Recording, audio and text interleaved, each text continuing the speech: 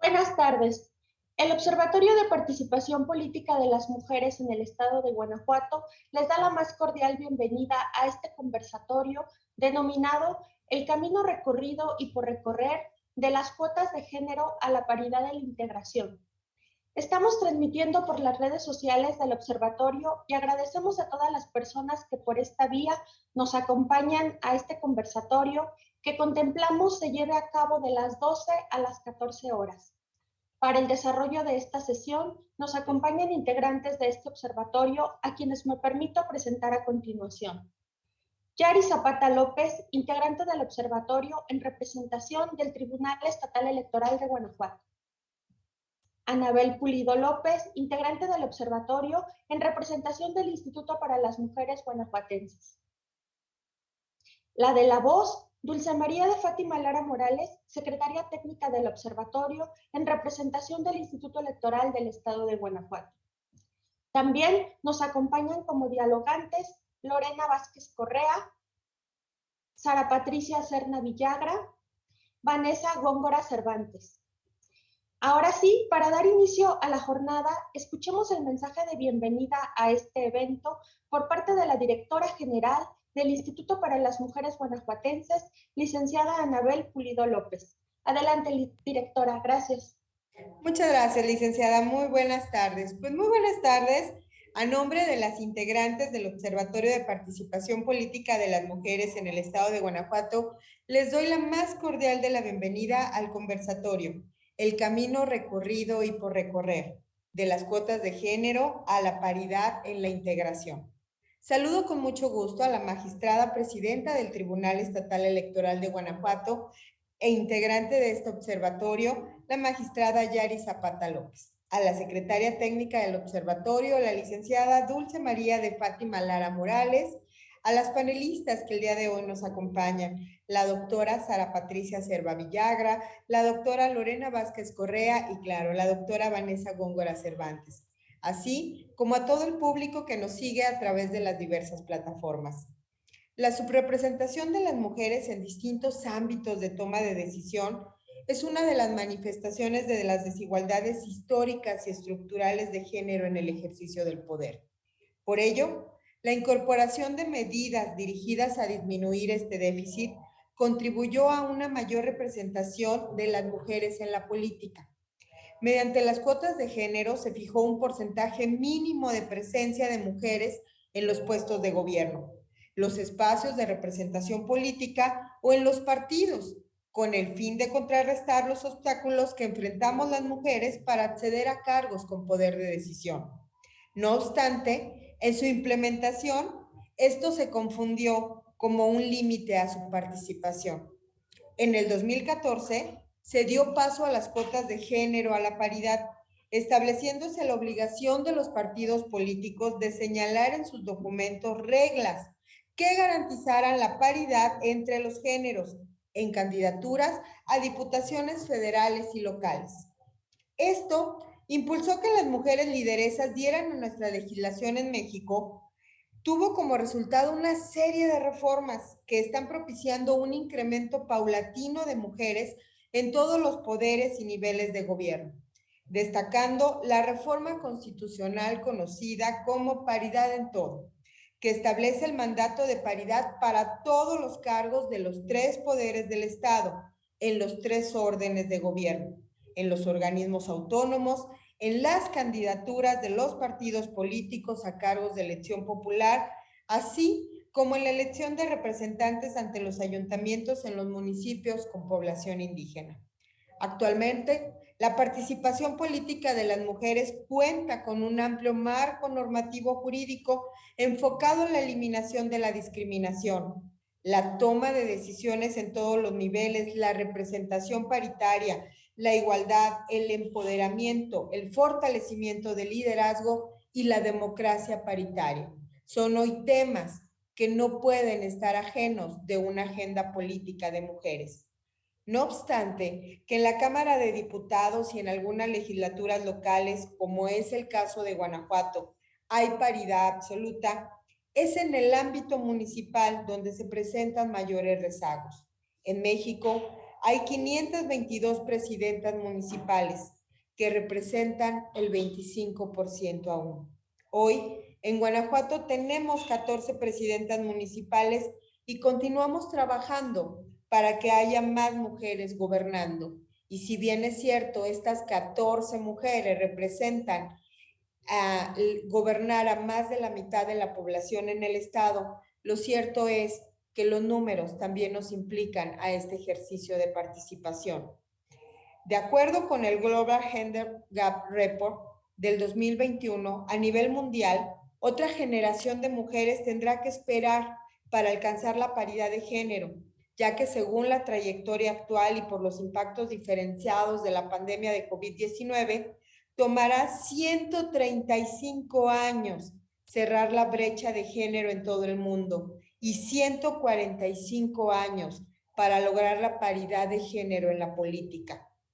La participación política y el liderazgo de las mujeres se han encontrado con barreras como la persistencia de las desigualdades estructurales motivadas por los roles, los estereotipos de género y las relaciones de poder, que privilegian los estilos masculinos de liderazgo e influyen en la percepción social sobre quienes puedan formar parte del poder político, aunado al incumplimiento formal que inicialmente se dieron a las cuotas de género y que se entendieron como un techo y no como un piso mínimo. El camino hacia la paridad ha sido sinuoso, no solo por los diversos ordenamientos jurídicos, sino también por la resistencia social y política, donde los tribunales electorales han sido grandes aliados a través de las diversas resoluciones que han emitido para dar cumplimiento con el principio de paridad. Hemos avanzado en materia normativa, pero requiere realizarse un análisis de la misma y los efectos producidos en el proceso electoral que permitan identificar áreas de oportunidad. Transitar a una democracia paritaria es instalar la igualdad sustantiva y la paridad como ejes vertebradores de la gobernanza democrática. Trascender de la paridad electoral y apuntar a la consolidación de un Estado inclusivo e institucionalizar la representación paritaria en todos los poderes del Estado y en todos los niveles de gobierno, incluyendo los cargos electivos, de designación y de elección popular. Ese es nuestro piso.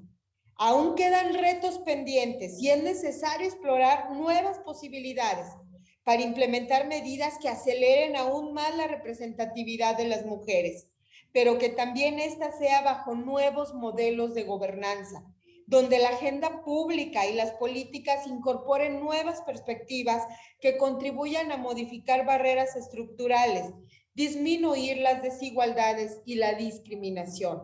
Hoy nos acompañan como panelistas 3 destacadas investigadoras especializadas en la participación política, en perspectiva de género y comprometidas con impulsar la representación de los espacios de toma de decisión y que las mujeres estemos ahí, quienes nos compartirán y con quienes dialogaremos sobre los avances en la materia y los retos para fortalecer las trayectorias políticas de las mujeres, con el objetivo de consolidar una democracia paritaria en México.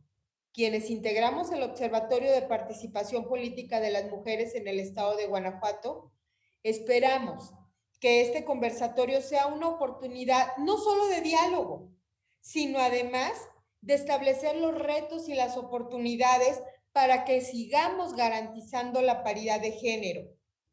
Pero sin duda va a ser un espacio de reflexión, de aprendizaje y sobre todo que la academia nos comparta sus conocimientos, nos permite seguir transitando a la igualdad entre mujeres y hombres.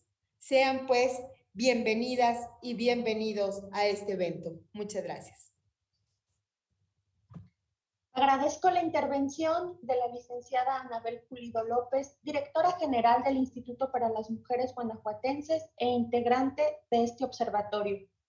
A continuación, cedo el uso de la voz a la magistrada Yari Zapata López, presidenta del Tribunal Estatal Electoral de Guanajuato e integrante de este observatorio, quien conducirá el evento. Adelante, magistrada. Muchas gracias. Buenas tardes a todas las personas que nos acompañan. Y bueno, a continuación me permito leer las semblanzas de las personas que participarán como dialogantes en este conversatorio. Sara Patricia Cerva Villagra es doctora en Ciencias Políticas y Sociales por la UNAM. Tiene el máster en Ciencia Política en la Universidad de Salamanca y es licenciada en Ciencia Política por la Universidad Católica de Asunción. Está diplomada también en Género y Políticas Públicas por la Flaxo y en Estudios Críticos de Género por Flaxo Argentina. Es investigadora de la División de Estudios de Posgrado, Facultad de Derecho de la Universidad Autónoma de San Luis Potosí. Sus líneas de investigación son representación política de las mujeres, cuotas de género, estudios legislativos con perspectiva de género. Ha organizado e impartido diversos diplomados, talleres, seminarios y ponencias en materia de perspectiva de género y ciencia política. Es coordinadora de la serie Paridad y Género y Derechos Político-Electorales de las Mujeres, editada por el Instituto Nacional Electoral 2021 en 2022. Entre sus publicaciones sobre género y política se encuentran Puente Martínez, Kenbir en 2017, desempeño parlamentario de las comisiones legislativas permanentes sobre género en legislaturas de América Latina. En Estudios Políticos 2017, Pintando a Mona Lisa, boceto de los perfiles de la élite legislativa mexicana 2009-2012, en Revista Mexicana de Análisis Político y Administración, en 2014, con Solís Delgadillo, Juan Mario y Rodríguez Salazar Araceli en 2021, Liderazgo, Subordinación, ¿por qué pocas mujeres coordinan grupos parlamentarios en México? En Puente, Kenbir y García, Erika, Congresos Locales, un estudio sobre la representación política en 2021, entre otras. Y bueno, forma parte también del Sistema Nacional de Investigadores en el nivel 1.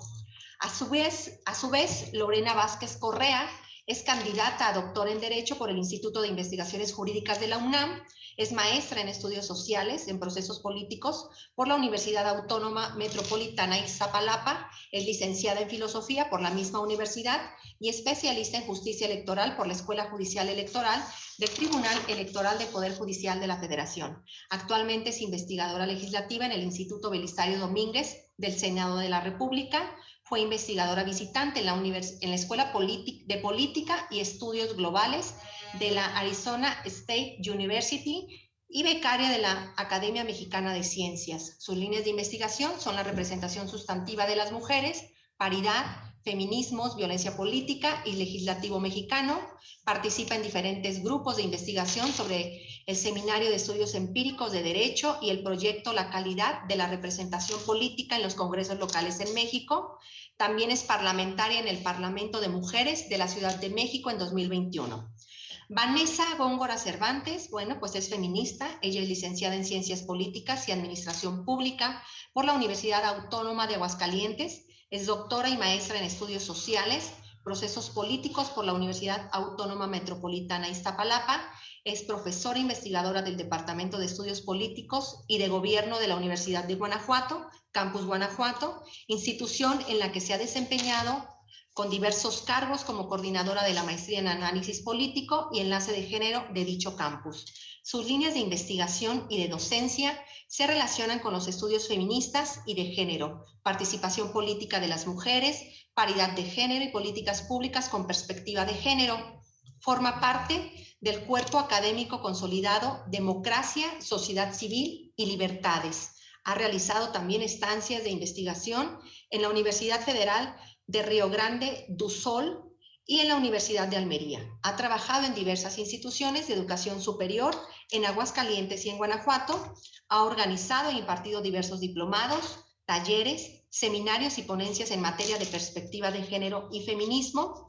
Y relacionado con el tema de participación política de las mujeres y violencia política en razón de género, cuenta con las siguientes publicaciones: con Verónica Vázquez Piña y Dorismilda Flores Márquez, Violencia Política Electoral contra las Mujeres en Guanajuato, Análisis del Proceso 2017-2018, financiado y publicado por el Instituto Electoral del Estado de Guanajuato en 2020, en coautoría con Cintia Plasencia, Ciudadanía e Insurrección.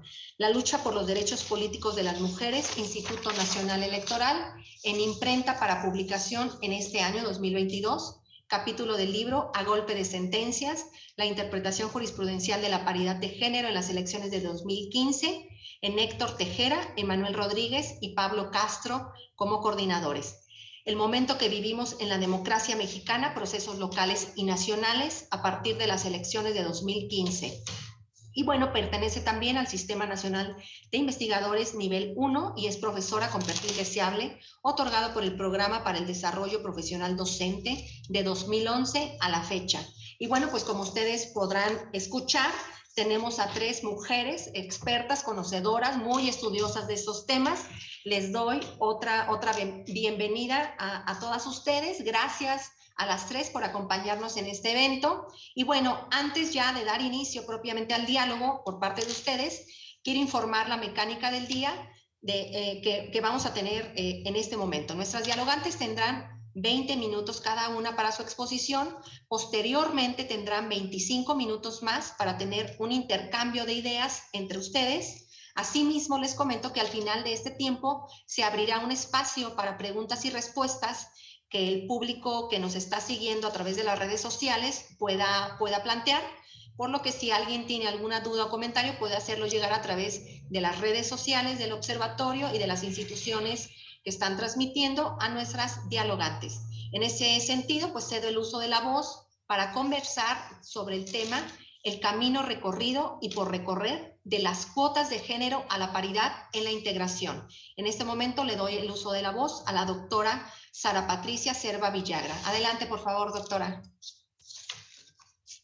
Sí, buenas tardes a todas y todos. Es un gusto estar con ustedes en este espacio de intercambio, de reflexión entre la academia, las instituciones, en un contexto particularmente especial en México, con todos los avances y los retos y desafíos que presentan los derechos políticos de las mujeres, los derechos en general de las mujeres y de las diversidades, y con un énfasis sobre todo, yo creo, de retos en el ámbito de post-pandemia, en todo lo que ya manifestaba hace un momento la colega Anabel Pulido, de los diferentes escenarios. Entonces, en ese sentido, por eso me tardé un poquito, estoy aquí con mi autocronómetro, ¿verdad? Como buena deportista me tomo el tiempo. Entonces, la idea un poco es darles un panorama más amplio. A mí me gusta mucho ver el caso mexicano en perspectiva comparada con respecto a otros países de América Latina. Somos un caso exitoso, hay que reconocerlo, y también hay que mirar a México como una paradoja, en cierta, de alguna manera es algo contradictorio que seamos el país donde tenemos paridad en todo. Lo acabamos de mencionar, un poco el recorrido que voy a hacer es de qué pasó antes de la paridad, cómo llegamos hasta ahí, pero a la vez que nos ven, hace poco llegaron unas compañeras de La Habana, Cuba, mencionaban, en otros contextos, en este caso el cubano, no se habla de igualdad de género, se habla de igualdad como un concepto que viene acompañado al proceso que tienen en Cuba, en este caso el proceso revolucionario, y parte del proceso revolucionario, ella mencionaba en Cuba, pues tenía que ver con la igualdad en todos los sentidos, y a ella le llamaba mucho la atención que en el taxi que les llevaba del aeropuerto al Congreso, en este caso al hotel, perdón, pues de alguna manera decían es que es el Congreso de la Paridad, es en este caso las reformas de la paridad en todo, en los diferentes ámbitos, lo cual en ese sentido México es un caso de éxito en un proceso propio que ha tenido con respecto a los derechos políticos de las mujeres, pero a la vez ustedes saben tanto como yo las cifras sobre la violencia de género, sobre la violencia feminicida. En general mueren al día 11 mujeres de manera violenta en un contexto pues muy violento para las mujeres, las juventudes, las diversidades étnico-raciales, sexogenéricas, que todavía asola en todo el territorio mexicano de una violencia estructural muy grave para ciertas poblaciones en específico. Entonces creo que en esa paradoja que representa México, que uno no sabe si salir a la calle a manifestarse o salir a caminar a la noche, pues también ya tenemos congresos y tenemos tanto el Congreso Federal como los distintos congresos locales. Tenemos, en algunos casos se ha superado los porcentajes, digamos, de más mujeres componiendo los congresos. Ahí van a hablar posteriormente a mi participación las colegas. Y por el otro lado tenemos también desaparición, ustedes saben muy bien, acabamos de terminar justamente con gente de la Universidad de Guanajuato, de la Universidad de Salamanca, un libro sobre los desafíos de la representación en América Latina, y uno de los desafíos importantes, ya me adelanto a la parte final, pero bueno, relacionando con el comentario de Anabel, también tenemos el tema de la violencia política en general. Más de 100 candidatos, candidatas, precandidatos y precandidatas murieron en las últimas elecciones, y eso en sentido de la representación, de los derechos, de las voces, pues es un flagelo tanto para México como para Colombia, otros contextos de mucha violencia geográfica, mucha violencia de diversa índole por mercados ilegales, entre otros.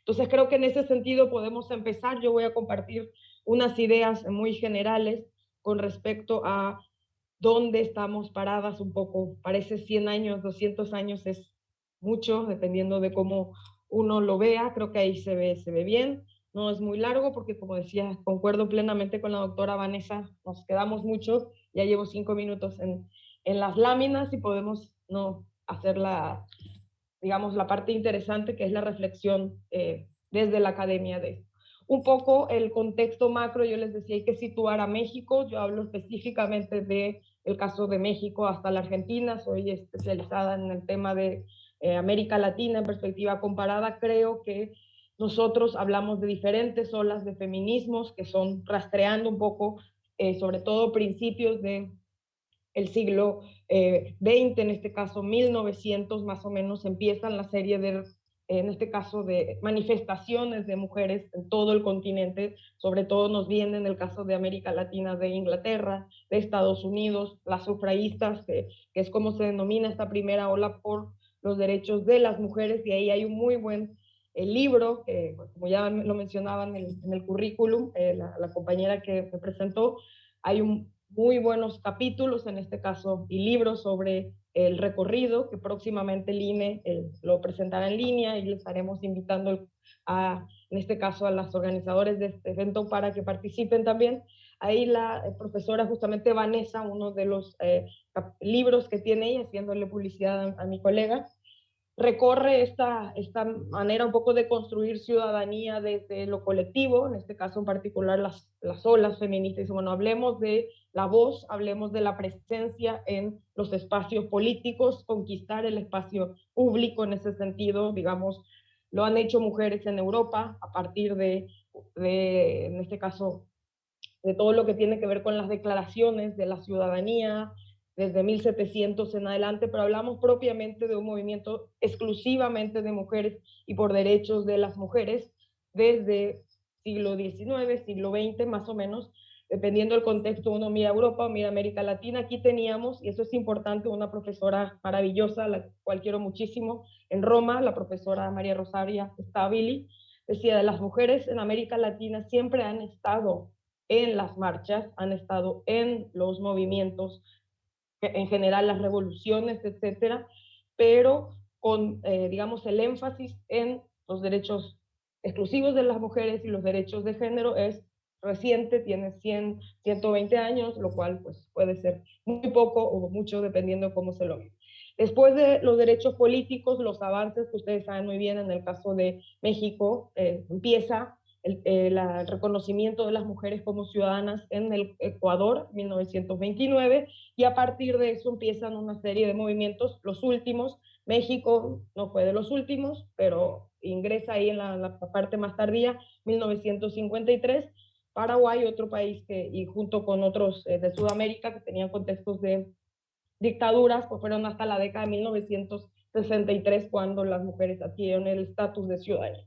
Posteriormente a eso se empiezan a conquistar otros derechos importantísimos, no menores, como todo lo relacionado con lo civil, con el tema de la propiedad, con el tema del divorcio, el acceso de alguna manera, a derechos educativos, culturales, bueno, sobre todo en las últimas, lo relacionado con lo sexual y reproductivo. En ese sentido, ya para acotar un poco más, que me queda la mitad del tiempo para un poco hablar de específicamente los derechos políticos de las mujeres, nosotros en América Latina, a razón de todas las convenciones que hubo en torno a derechos de las mujeres entre 1975 y la última, 1995, surge un contexto favorable y en ese sentido de adhesión de la comunidad internacional, porque, y ahí es importante hacer esta afirmación con respecto, valga la redundancia, las medidas afirmativas no se dan por sí solos, los derechos no se dan de alguna manera, digamos, se otorgan, sino que se conquistan, las mujeres conquistan los derechos a partir de tomar las instituciones o de legislar a favor de eso.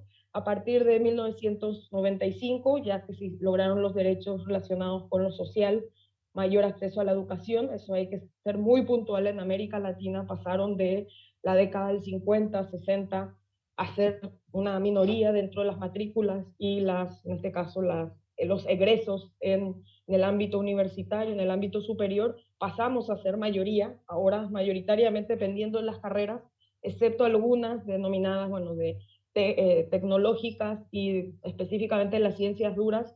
Fuera de eso, que todavía hay un sesgo de género en la educación, las mujeres somos mayoría en las matrículas, en los egresos, lo cual es una conquista importantísima. A mayor grado de estudios, las mujeres tienen mayor posibilidad de tener autonomía económica, de tener derechos y, bueno, y acceder a sus derechos sobre el cuerpo, sobre su familia, sobre su poder adquisitivo y sobre todo también a pelear, ¿verdad? Pelear, digo, en un sentido amplio, por los derechos de otras, justamente a partir de esa concientización, en este caso de género. A partir de esa década que se superó de alguna manera el flagelo educativo, de décadas anteriores, 1950, 1990 más o menos, ¿qué pasa con las mujeres que ya están educadas, ya tienen títulos, ocupan espacios? Básicamente en el ámbito de lo político, en el ámbito de lo que tiene que ver con los espacios de poder, no estaban ahí. Entonces, ¿qué hace la última, en este caso el consenso, bueno, el encuentro, el Consejo de Beijing para aumentar la participación política de las mujeres? Define una serie de medidas que son denominadas las medidas afirmativas, que son unas medidas que ahí están cuotas de género, en la década de 1990, específicamente en el año 95, dicen a partir de estas medidas que serían temporales, deberían corregirse con el tiempo y desaparecer, porque las sociedades dicen, pues, la oferta en este caso de candidatas y candidatos es igualitaria, o sea, hay 50% en cada lista, pues yo decido, como ha pasado con Costa Rica, México, Argentina, son casos sumamente paradigmáticos, adoptan las cuotas de género en 95, 96 en adelante. Costa Rica, por ejemplo, llegó a la paridad y Argentina sin tener la paridad propiamente, la norma de paridad como sí tuvo México. Llegaron por una cuestión de democracia, por una cuestión de, digamos, la oferta, en este caso candidatos y candidatas, llegan a acercarse a la paridad antes que México con su reforma del 2014. En el caso de México llega, y son las cuotas, que en el caso particular de México empezó 30, 70 los porcentajes reservados. Hay otro tipo de medidas afirmativas, son los cupos reservados para ciertas minorías, ya sean mujeres, en este caso minorías raciales, étnico-raciales, y otra manera son escaños específicamente también para asegurar la representación. En el caso de México adoptamos las cuotas, pasaron del 30% mínimo de un género y 70% del otro, a las reformas del 2002, 40% de un género, 60%. Ustedes sabrán muy bien que en todo ese tiempo, lo dicen los números, no hubieron, digamos, un 60% de mujeres y un 40% de hombres. Siempre fue el mínimo, entonces ahí los partidos, uno de los grandes, ¿cómo se llama? Uno de los grandes, pues sí, puntos de quiebre, puntos de limitación o de potenciación de las mujeres han sido y serán los partidos políticos, quienes de alguna manera traban o fomentan la participación de las mujeres a partir de esta serie de medidas que tuvieron que tomar en términos de los tribunales, en términos de cerrar, poner candados. O sea, en México tenemos una amplia legislación, o sea, todo tenemos que legalizar, todo tenemos que sancionar, es otro de los grandes debates con respecto a la violencia de género en política. Hay que ponerle a todo candados, hay que ponerle como fueron las listas alternadas, como han sido en este caso el tema de la paridad, que ya no es una cuestión que se va a ir para atrás, sino es una manera de entender la sociedad en su justa dimensión, es una cuestión de justicia social más que de quita y pone y pon representación, etc. Y un poco para ir aquí cerrando digamos, el recorrido, ¿Qué pasa? Ya lo mencionaron también hace un momento. 2014, gracias a un grupo de, digamos, diputadas, senadoras, etcétera, y con, en este caso, negociación en un contexto de una serie de reformas, a mí me tocó estar en San Lázaro en ese momento y era un caos entre las diferentes reformas que tenían que pasar por el Congreso de San Lázaro en el 2014. Pues entre ellas fue un avance y en ese sentido una conquista de estos cientos de años que les acabo de mencionar de mujeres disputando lo público. La norma de paridad llegó a México en el 2014, una conquista junto con otros 4 países de la región, Bolivia, Ecuador, Nicaragua, que México fue el 5º país en el 2014 que llega a la norma de paridad en otros contextos distintos, y ahí siempre menciono y me gusta mucho el caso de Chile o Brasil. Chile y Brasil, cuando yo empiezo a estudiar en el 2014 a las mujeres en política, porque ¿qué pasó en América Latina? Teníamos 4 presidentas, Dilma, teníamos a Michelle Bachelet, teníamos a Cristina Fernández y teníamos a la presidenta de Costa Rica. Estas 4 presidentas eran justamente un reflejo de todas estas cuotas, de todo el avance que había de representación de mujeres en sus países. ¿Qué pasa con Chile y Brasil? Las cuotas de género se quedaron en cuotas de género. Actualmente, en el caso particular de Brasil, que ustedes saben que es un contexto pues, sí, sumamente regresivo a los derechos, en este caso de conquistas que ha habido, sobre todo en temas de género y etnicidad, ¿qué pasa con Brasil? Tienen menos del 15% de diputadas y senadoras en los congresos, a pesar de haber tenido una presidenta que fue reelecta y bueno, y después fue también en este caso tuvo un juicio político y bueno, ustedes saben muy bien toda la cuestión de violencia de género en particular que hubo hacia la persona de Dilma Rousseff. O sea, fue una destitución bastante lamentable para una de las pocas figuras femeninas importantes en la política. Y en ese sentido, bueno, ¿qué pasa? Y cierro un poco ya la participación para darle paso a las colegas. ¿Qué nos ha dado México en este contexto? Sí, son sumamente importantes. Eso es lo que quiero ver en gráficos. Nos gusta mucho ver ya me quedan poquitos minutos, a todo lo que acabo de mencionar en cifras, que ha sido, que gracias a, y ven ustedes el porcentaje importantísimo a partir de 1994 en adelante, esto es Cámara de Diputados a nivel federal, sube del 14 al 22, al 28, al 37, es el contexto aquí de la reforma de paridad, y a partir del 2015, después de la reforma, empieza a acercarse al 50-50. Posterior a eso tenemos actualmente ya 50-50, lo cual para lo que les acaba de mencionar al inicio, para las cubanas, para las brasileñas, para chilenas es México, están en el cielo, están ahí alternando en este caso la disputa política, los espacios, sí y no. Quiero cerrar mi intervención, me quedan 3 minutitos, quiero cerrar mi intervención diciendo, igual que en el Cámara de Senadores, que ahora está en la paridad en el 2018-2024, cuáles son, digamos, los problemas aquí importantes, y eso lo conoce muy bien la colega aquí Lorena.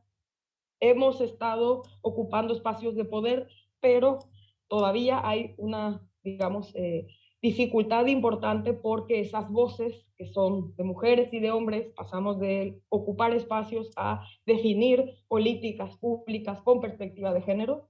Ese es un desafío importante en México, en la región. ¿Por qué? Porque es un contexto que, digamos, va de vuelta, como les mencionaba con el caso del Brasil, de regresión autoritaria, de regresión hacia discursos, digamos, bastante xenofóbicos, a veces lesbofóbicos, en contra de la perspectiva de género. En realidad es una cuestión que atraviesa todo el continente.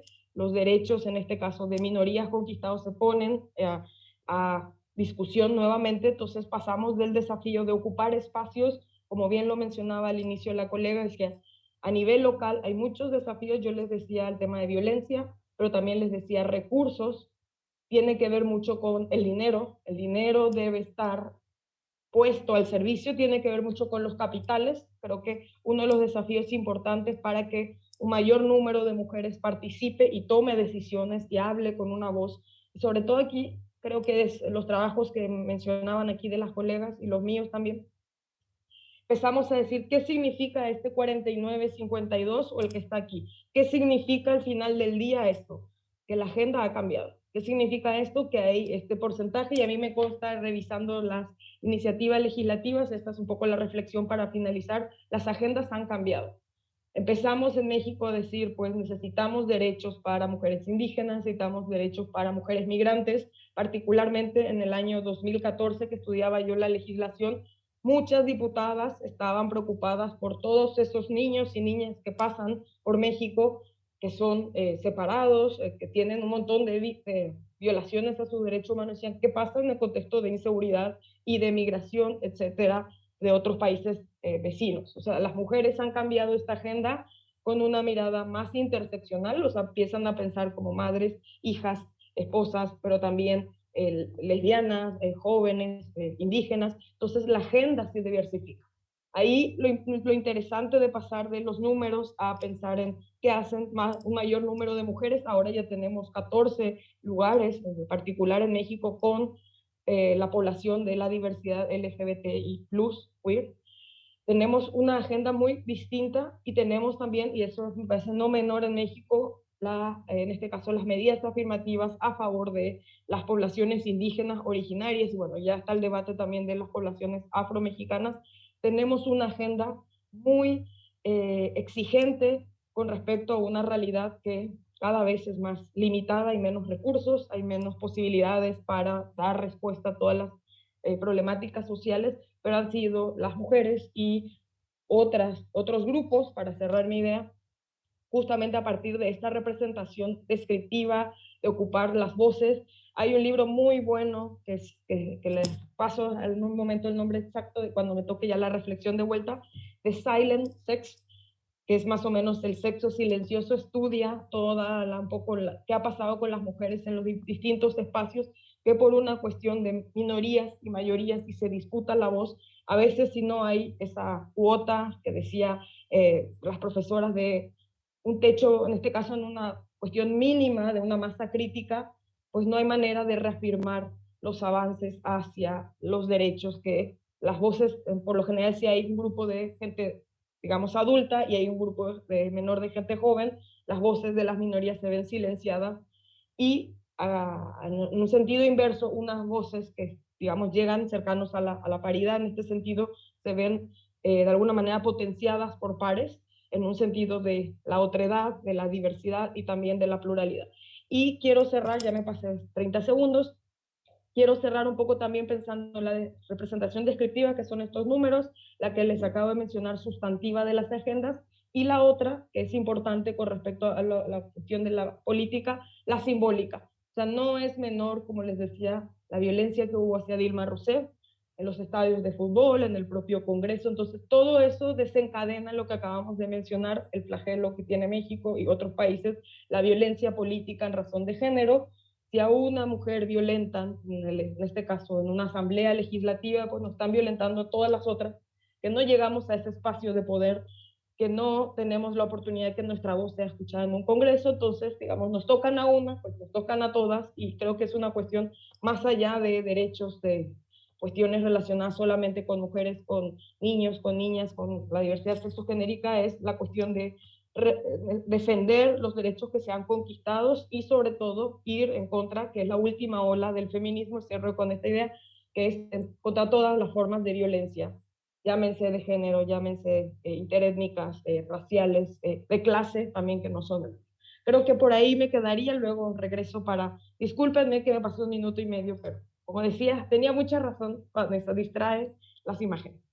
Gracias.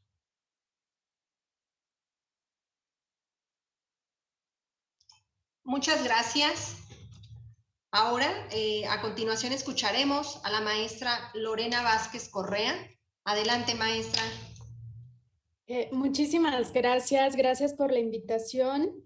Es para mí un honor tener la oportunidad de compartir algunas investigaciones, algunos documentos que hacemos y publicamos en el Instituto Belisario Domínguez del Senado de la República, donde damos seguimiento a la implementación de las reformas aprobadas por el Congreso de la Unión. Y bueno, una de las reformas más emblemáticas de la 64 legislatura, la legislatura autodenominada de la paridad de género. y de la legislatura 65 que está en funciones, pues es precisamente la paridad. Entonces, preparé una presentación.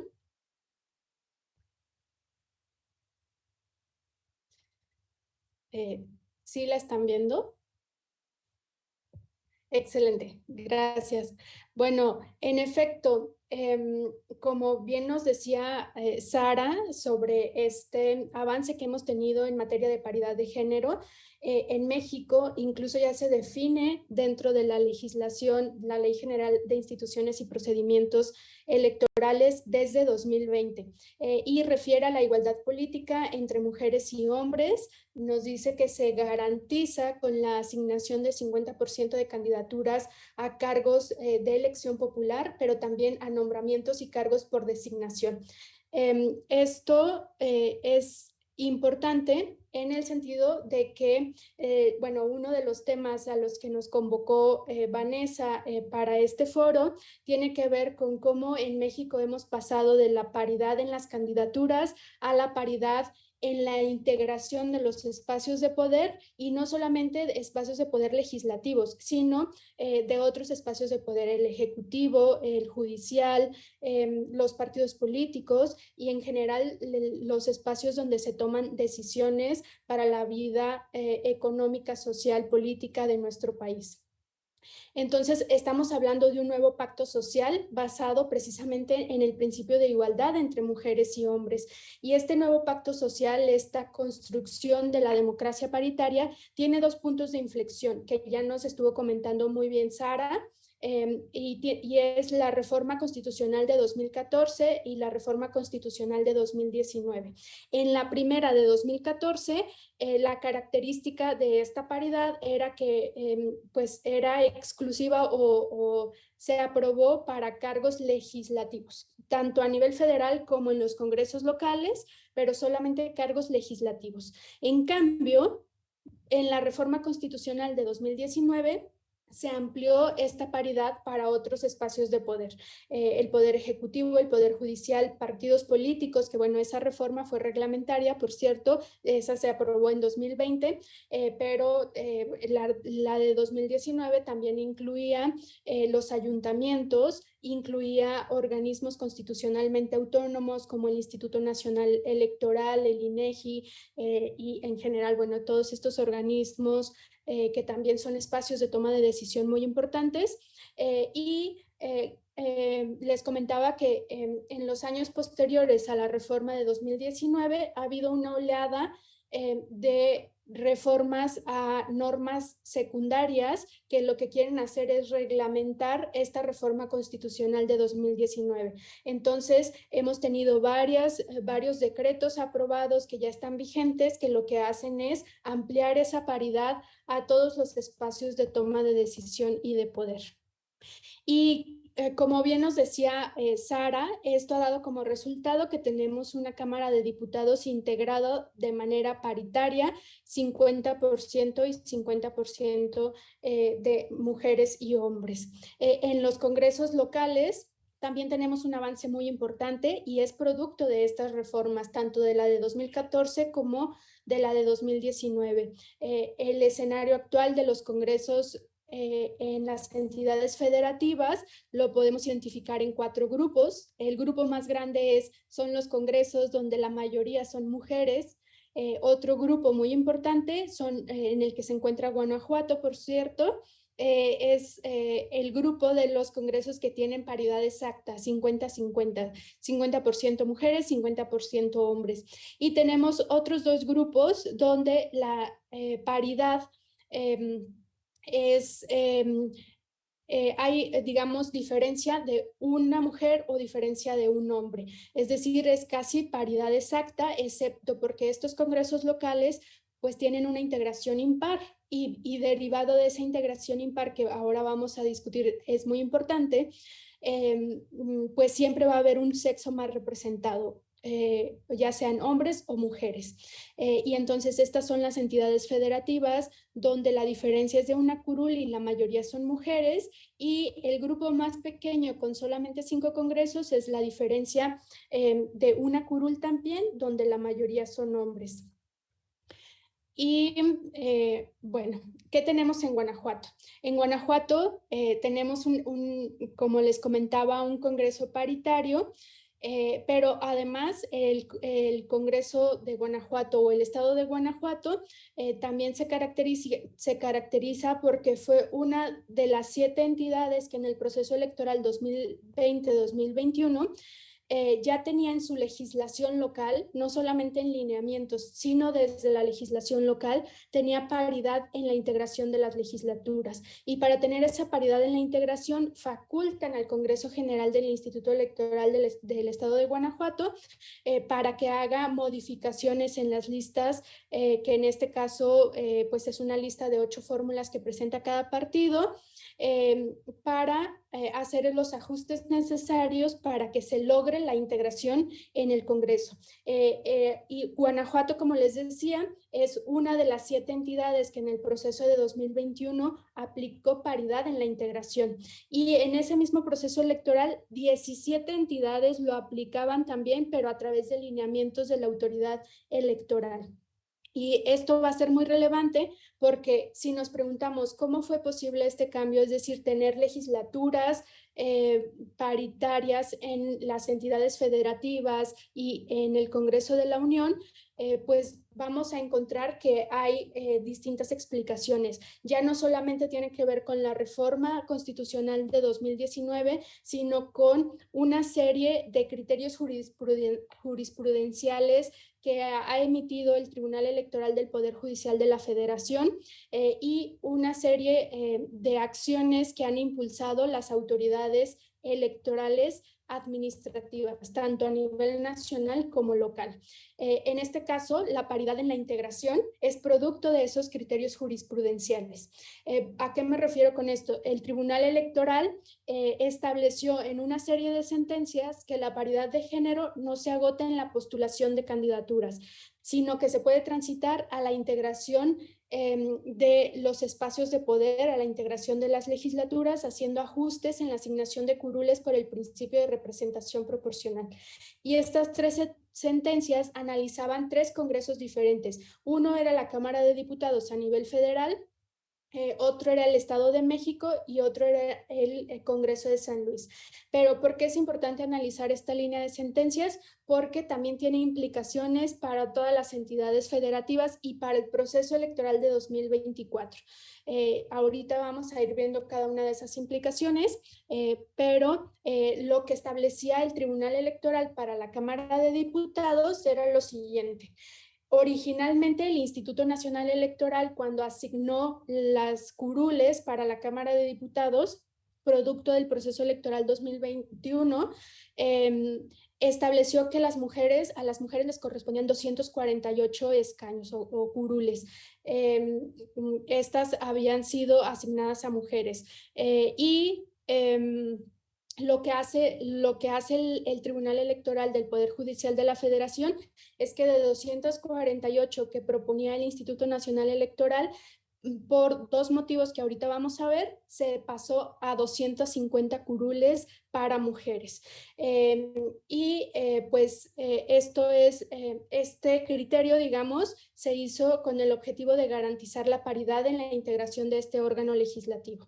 El Tribunal Electoral resolvió pues si la subrepresentación de mujeres era de solo una curul, entonces debía ajustarse ese número. ¿A qué me refiero con esto de que era solo una curul? Bueno, cuando se analizó el acuerdo del Instituto Nacional Electoral, primero anularon una candidatura de una fórmula de diputados que no cumplían con el requisito de pertenecer a la comunidad indígena. Entonces, al no cumplir con ese requisito y haber sido postulados por la acción afirmativa que nos comentaba Sara para personas indígenas, entonces se anuló su elección. Y al anularse esa fórmula, la curul pasó a la siguiente fórmula del partido político, y la siguiente fórmula, por las reglas de alternancia, la siguiente fórmula era una fórmula de mujeres. Entonces, esa sentencia hizo que se pasara de 248 mujeres a 249. Y ya nada más había de diferencia una curul para que se lograra 50% mujeres, 50% hombres. Y entonces con esa diferencia de 1, el tribunal empezó a discutir que la paridad no solamente iba a ser en candidaturas, sino también tenía que cumplirse en la integración. Y entonces, ¿cómo hacer el ajuste de esa curul? El tribunal exploró distintas alternativas y al final definió que el método que causara el menor impacto a los partidos políticos y a las candidaturas que compitieran en el proceso electoral iba a ser la manera en la que se iba a aplicar esa paridad en la integración. Y bueno, ¿cuál es ese método que causa el menor impacto? Pues es el siguiente. Primero, se tenía que identificar al partido político que tuvo una mayor subrepresentación de mujeres. ¿Qué es la mayor subrepresentación? Bueno, que su porcentaje de mujeres era el menor comparado con los demás partidos políticos. Aquí en esta tabla podemos ver cuál había sido la asignación de escaños antes de aplicar la paridad en la integración. Y aquí vemos que el partido político que tenía el porcentaje menor de mujeres era el Partido Verde Ecologista de México, tenía 41.8% de mujeres. Entonces, así se seleccionó, comparando estos porcentajes, se seleccionó al partido que pues se le iba a aplicar ese ajuste de una curul. Ya que se seleccionó el partido, el siguiente criterio fue que el ajuste iba a ser en la última fórmula asignada a este partido político. Y la última etapa del procedimiento de asignación pues es por el resto mayor. En esta diapositiva pues podemos ver que la última fórmula que se había asignado a ese partido político era en la tercera circunscripción y era esta cuarta fórmula asignada a Javier Octavio Herrera y Luis Armando Melgar. Entonces, esta fórmula, es decir, ya se había asignado como la diputación por propuesta del INE, ya se había asignado la diputación a ellos, a la cuarta fórmula de esta lista. Entonces, lo que hizo el tribunal fue hacer el ajuste en esa última asignación y lo que hizo fue pasarla a dar la curul a la siguiente fórmula que estaba en el quinto lugar y es Laura Lin Fernández y Santi Montemayor. Aquí fue donde se hizo el ajuste para la asignación de escaños. Entonces, ¿por qué es importante discutir esto? Porque el tribunal y en general, pues las autoridades electorales tienen que definir cómo van a aplicar la paridad en la integración y aplicarla tiene diferentes maneras de hacerse. Entonces, hay que justificar por qué se está aplicando a cierto partido político y por qué de esa manera. Así lo hizo para el Tribunal para el Congreso de la Unión, para el Congreso General, en particular para la Cámara de Diputados. Y ahora quedó la interrogante de cómo se iba a aplicar este mismo criterio en congresos locales de integración impar. Los congresos de integración impar, bueno, son ahora vamos a ver la lista, que por cierto en México son 17, son bastantes, que su magnitud o su número de escaños es un número non. Entonces ahí nunca puede quedar 50% mujeres y 50% hombres. Entonces, ¿cómo se va a aplicar la paridad en la integración en esos congresos? Y pues el tribunal ya tuvo una reflexión en varias sentencias sobre cómo aplicar ese nuevo criterio que está estableciendo el tribunal. Y lo que estableció fue que en las legislaturas que tienen un número impar de diputaciones, tiene que aplicarse en primer lugar la legislación local. ¿Por qué? Porque hay, como les decía, en el proceso 2021 hubo 7 entidades que ya tenían en su legislación ya tenían paridad en integración y 17 lo consideraban en sus lineamientos. Entonces, lo primero que iba a aplicar para las 32 entidades federativas era si tenían legislación local sobre paridad en integración y en caso que la tengan, va a aplicar lo que diga la legislación local. Y esto conducirá a que necesariamente un sexo tendrá más integrantes en la Cámara o en su recinto legislativo que otro. Y entonces ese número más se iba a respetar en el proceso de 2021, pero para el siguiente periodo electivo, que es en el 24, tenía que cambiar el sexo mayoritario, es decir, si ahora fueron más mujeres, en el siguiente tendrán que ser más hombres y viceversa. Entonces se está aplicando una regla de alternancia que es, digamos, histórica, porque está considerando más de un proceso electoral, y en este caso no está considerando un proceso electoral hacia el pasado, sino está considerando un proceso electoral hacia el futuro, es decir, tiene una implicación hacia las elecciones de 2024. Y de aquí estas sentencias ya dicen que eso no se considera una afectación al principio de libertad de configuración legislativa. Entonces, por eso es muy importante analizar estas sentencias de paridad en integración. ¿Y qué ejemplos tenemos ya? Bueno, tenemos el Estado de México y tenemos el de San Luis Potosí. El Estado de México quedó integrado por 38 hombres y 37 mujeres, y en 2024 deberá integrarse por 38 mujeres y 37 hombres. Y eso, digamos, que ya está establecido desde ahora, desde el 2021, por el Tribunal Electoral del Poder Judicial de la Federación, por este nuevo criterio de paridad en integración. Y en San Luis Potosí ocurrió lo mismo. Se ratificó la asignación de 27 diputaciones, de las cuales 14 son hombres, 13 mujeres, y para el 2024 tendrán que ser 14 mujeres y 13 hombres. Y bueno, y por supuesto estas sentencias facultan a la autoridad administrativa para que haga los ajustes necesarios para garantizar esos resultados. Finalmente, también el tribunal estableció que donde los congresos locales que tienen normas vigentes de paridad en integración, primero pues van a aplicar esas normas, y si tienen normas que son más favorables a las mujeres, deberán aplicar las que sean más favorables a las mujeres. Y si hay congresos o digamos si hay entidades federativas que no tienen esas leyes, porque recordemos solo 7 entidades tienen paridad en integración en las leyes y 17 la aplicaron en el 2021, pero solo en lineamientos, y los lineamientos se aplican para ese proceso electoral. Entonces, quienes solamente tienen paridad en integración por lineamientos, también deberán aplicar lineamientos en 2024 donde consideren paridad en la integración. Entonces, bueno, este es un criterio también ya que vincula a todas las entidades federativas, a todas las autoridades administrativas de las 32 entidades, y con los lineamientos o con un criterio sobre esos lineamientos que van a implementar para ese proceso electoral.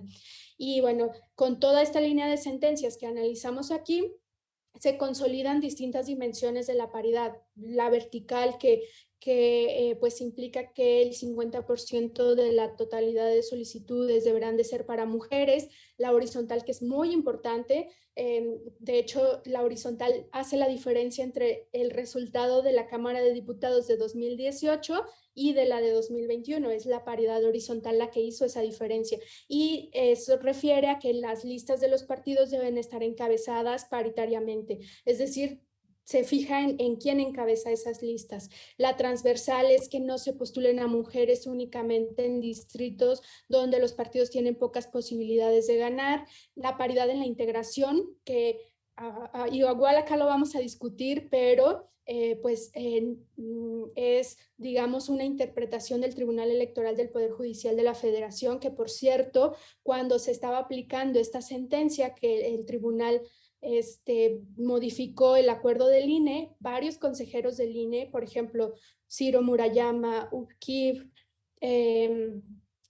se pronunciaron abiertamente en contra de la paridad en la integración. Incluso algunas consejeras se pronunciaron en contra de la paridad en la integración. Entonces, bueno, no hay un consenso en realidad sobre este nuevo criterio del Tribunal Electoral del Poder Judicial de la Federación. A mí me parece un avance, por supuesto, pero sí hay actores políticos relevantes que se oponen a este criterio. Y finalmente decir que también se consolida esta dimensión de la paridad, que es la histórica, que considera más de un proceso electoral, a veces hacia el pasado, pero con esto de paridad en integración es hacia procesos electorales posteriores, como en el 2024. Y bueno, también preguntarnos en estos últimos minutos que me quedan, ¿por qué es importante que las mujeres estén en los espacios de poder? Bueno, en el Belisario Domínguez hemos analizado los decretos que se han aprobado en las últimas 2 legislaturas, bueno, la de la paridad y la que está en curso, y en la de 2018-2021, la igualdad sustantiva fue el segundo asunto más legislado. Y en lo que va de esta legislatura, es el asunto más legislado del Congreso de la Unión, considerando solamente decretos aprobados por el Congreso y que ya se publicaron en el Diario Oficial de la Federación y ya están vigentes, es decir, que ya terminaron su proceso legislativo. Y bueno,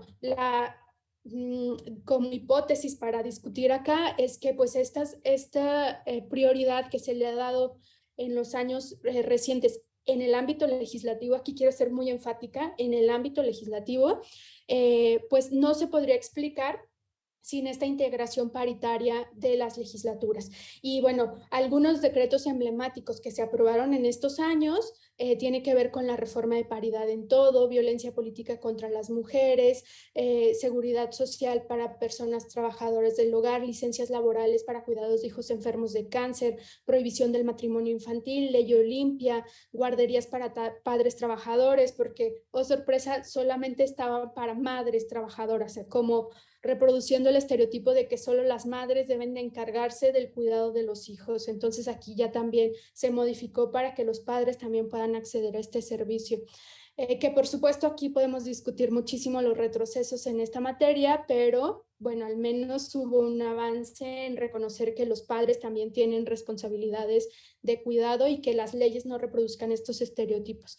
Eliminación del IVA a los productos de gestión menstrual, poder amamantar en espacios públicos, que no estaba prohibido, pero digamos que ahora pues ya está establecido que ninguna autoridad puede sancionar o inhibir que alguna mujer amamante en espacio público o persona con capacidad de gestar. Y bueno, para cerrar, decir que pues es un avance esta línea de sentencias en el que se pasa de la paridad en las candidaturas a la paridad en la integración de los órganos, y esto tiene que ver con la construcción de la democracia paritaria. Por supuesto que nos preguntamos si esa paridad va a ser el piso mínimo para las mujeres o si va a ser un techo que impida que puedan tener más curules del 50%.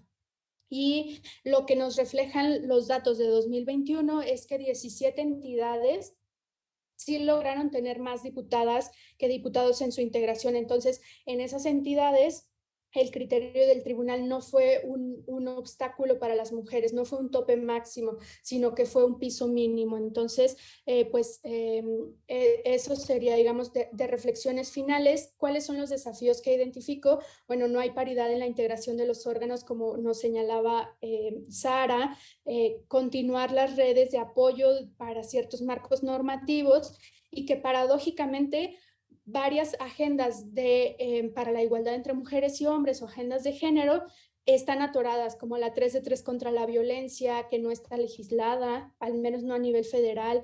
Paridad en gubernaturas tampoco está legislada, paridad en órganos internos de las legislaturas, las acciones afirmativas que comentaba Sara a personas indígenas, afromexicanas con discapacidad, migrantes, de la diversidad sexual, no están legalizadas, o digamos, pues sí, no hay reformas al respecto. Han sido acciones que surgen desde el Instituto Nacional Electoral o desde otras autoridades, pero que falta o está pendiente hacer reformas legislativas en esa materia. Entonces, paradójicamente, los consensos para estas agendas han estado congelados, aun cuando se sigue legislando sobre otros temas en materia de igualdad sustantiva entre mujeres y hombres. Entonces, bueno, con esto concluyo mi participación. Muchísimas gracias. Muchísimas gracias. Agradezco la intervención de la maestra Lorena Vázquez Correa. Y bueno, como se pueden dar cuenta, el tema es muy interesante. Es poco el tiempo que tienen, así que bueno, sin más, voy a presentar también a la doctora Vanessa Góngora. Adelante, doctora, un gusto también escucharla. Hola, ¿qué tal? Muy buenas tardes. Y lo hubieras dicho, Lore, que se puede checar este documento que tienes muy interesante sobre paridad de la integración. Yo creo que sí es importante, incluso si pudieras compartir el enlace, sé que está disponible en internet para que puedan las personas profundizar. Tienes varios estudios de este tipo y creo que son dignos de presumirse. Bueno, pues yo me sumo a los saludos y agradecimientos por la invitación al Observatorio de Participación Política de las Mujeres en Guanajuato, a Dulce Lara, por supuesto, a Anabel Pulido, a Yari. Muchas gracias por este espacio de necesaria reflexión académica sobre los retos que tenemos en materia de representación política de las mujeres. Y pues obviamente también saludo a mis compañeras, a Sara, a Lore, gracias por participar, por acceder a estar aquí con nosotras, y a quienes están escuchando atentamente desde sus casas, sus oficinas. En un momento vamos a tener este tiempo para poder conversar sobre algunos puntos que ya se han estado exponiendo y que me han llamado mucho la atención. Ahora, ya que tenemos esta revisión muy amplia del camino que hemos recorrido y que actualmente se sigue recorriendo, pues con mucho trabajo, creo que podemos también estar hablando sobre lo que nos falta por recorrer, ¿no? Por eso este título que señalamos.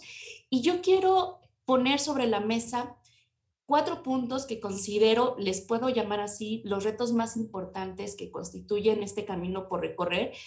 Los 2 primeros retos son cuestiones, de hecho, ya reconocidas, que ya han sido legisladas, pero que desde mi punto de vista todavía tienen un camino, pues, de fortalecimiento y de seguimiento, de evaluación incluso. Las otras 2 considero que son condiciones no suficientemente reconocidas y que al no contar con un plan estratégico de aplicación, en realidad debilitan o entorpecen o incluso generan estas contrarreacciones de algunos grupos más conservadores, resistentes, sexistas, ¿no? Para poder consolidar lo que se ha avanzado. El primer reto, los voy a ir diciendo un poco más adelante, voy a profundizar, pero el primer reto me refiero a la concreción de la reforma constitucional de paridad en todo, precisamente esta institucionalización del principio constitucional en todos los espacios de toma de decisiones, en los 3 poderes, en los 3 niveles gubernamentales y demás entidades estatales. Especialmente, y este sería el segundo reto, también el avance de la paridad en los órganos directivos de los partidos políticos. En tercer lugar, la generación de medidas eficaces para el fortalecimiento del capital político y económico de las mujeres dentro de los partidos políticos, que permitiría el avance en otros retos, sobre todo en la paridad en los ejecutivos.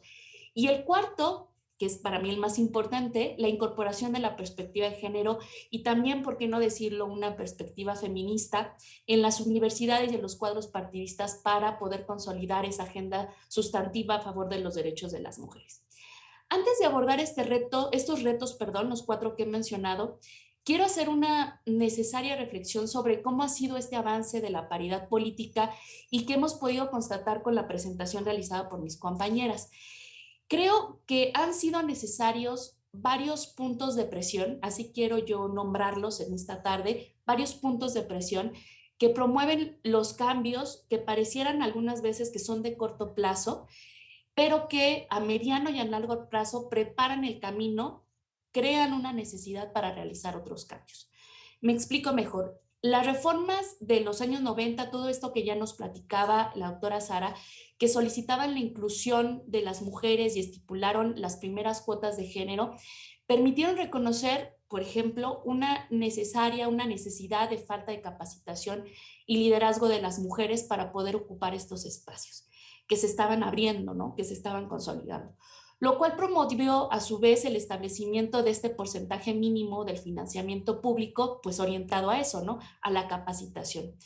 Sin embargo, sabemos que ese ejercicio de esos recursos no fue del todo eficiente, pero que gracias a una mayor integración de mujeres en cargos públicos se fueron fortaleciendo a su vez también estas medidas para hacer más eficiente ese recurso, como por ejemplo la elaboración de lineamientos, perdón, cada vez más claro, perdón,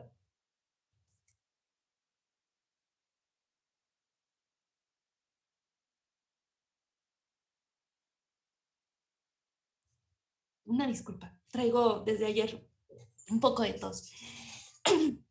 Les comentaba, a su vez esto, la participación cada vez mayor de las mujeres en estos cargos promueve que haya más lineamientos sobre cómo utilizar esos recursos de capacitación y que no sea una serie de actividades, digamos, de simulación para promover los liderazgos políticos.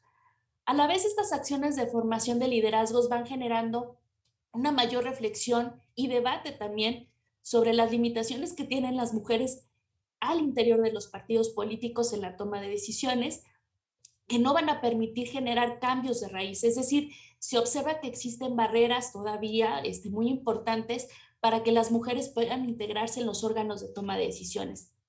Y algo que mencionaba Sara, muy importante con todos estos avances, desgraciadamente se presenta también una reacción de violencia política por parte de los actores políticos y sociales en contextos como el nuestro, que van a tener, que van a hacer desde estas actitudes o estas, pues sí, condescendencia, vamos a llamarlo, hasta las limitaciones en las funciones públicas, no dejarlas hablar en público, no permitirles participar en juntas, etcétera. Hasta muestras de violencia psicológica y física muy, pues, muy graves hasta llegar al feminicidio. Por lo que fue necesario legislar al respecto y exigir también a los partidos políticos prevenir y atender la violencia política. Y es entonces que regresamos también a este primer punto, ¿no? Que era poder establecer esas necesidades de paridad dentro de los espacios y así realizar estos cambios trascendentales dentro de los partidos. Pero eso solo podría ser posible si se lograba la paridad en la integración, ¿no? Que es lo que nos ha estado comentando Lorena, que también es uno de los grandes avances que estamos logrando, ¿no? Ya consolidar. Entonces, no quiero mencionar esto como si fuera una falsa ilusión de que las reformas, los lineamientos y las acciones a favor de la inclusión política de las mujeres han sido como una especie de un plan trazado sin inconvenientes, en el que las mujeres, como si fuéramos un grupo homogéneo, ya teníamos todo muy bien elaborado y vamos trabajando juntas y vamos como logrando estos retos. Al contrario, me parece que si bien reconocemos que en México los avances han sido muy importantes, a comparación de otras experiencias nacionales que ya también nos comentaba Sara al principio, muchas veces se tratan del producto de una evidente resistencia de los partidos políticos, muchas veces incluso como cínica, ¿no? En donde hay hombres y mujeres también que han obstaculizado este camino de la paridad. Por ejemplo, Lorena nos hablaba hace un momento de que en Guanajuato ya se tenía para el proceso electoral del 2021 esta integración, esta paridad en la integración en la normatividad. Sin embargo, quienes vivimos en Guanajuato recordamos que eso fue una lucha pues muy grande, ¿no? Aquí Dulce seguramente lo recordará, la propia Yari, en donde pues había muchos actores sociales y políticos que no estaban de acuerdo con ello, ¿no? Entonces, en realidad no se trata de algo como que va caminando o que va sucediendo de una manera muy sencilla. Entonces, como lo mencioné, yo creo que hay múltiples puntos de presión que se van haciendo y que van favoreciendo estos avances, utilizando tal vez una alegoría bélica, ¿no? Todos estos espacios son como trincheras importantes, son batallas trascendentales que permiten lograr un objetivo, que es la institucionalización de la paridad de género, ¿no? Entonces, no dejarlos caer en ningún momento. Y bueno, mi intención, como les decía, es poner sobre la mesa de discusión 4 grandes necesidades que creo siguen estando en estatus dependiente o insuficiente y que de tener una mejor estrategia para poder subsanarlas, promovería un cambio no solo de celeridad, creo que hemos avanzado a comparación de otros países de una manera como muy rápida en esta cuestión de la paridad, pero sobre todo de permanencia y para evitar riesgos de contrarreacción de los grupos pues más conservadores y sexistas. El primer reto que quiero poner a reflexión es la concreción de medidas eficientes para garantizar la paridad de todo de acuerdo a la reforma constitucional del 2019.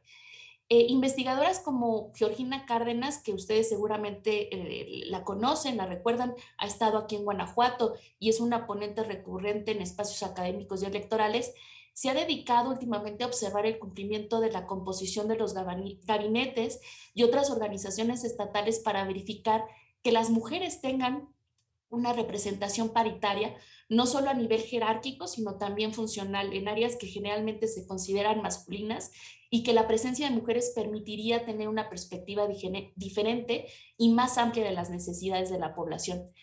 Sigue siendo un reto, pues, lo que se ha observado es que a pesar de ser una reforma consumada, existe una profunda resistencia, excusas constantes para poder concretarla, como su propio lo indica, en todos los espacios.